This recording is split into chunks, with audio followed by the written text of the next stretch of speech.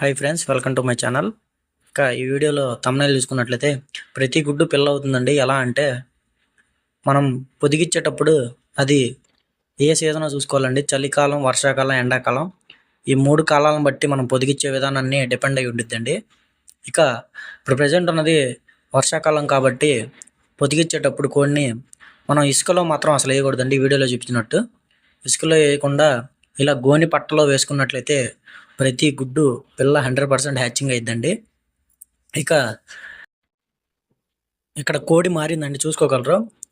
అక్కడ డేగ పెట్ట నుంచి సేతు వైట్ కలర్ పెట్టలోకి మార్చాను, ఇసుక నుంచి గోని పట్టలోకి మార్చాను. ఎందుకు ఏంటి అనేది ఫుల్ వీడియో కింద డిస్క్రిప్షన్లో అండి చూస్తే మీకు ఒక క్లారిటీ వచ్చిందండి.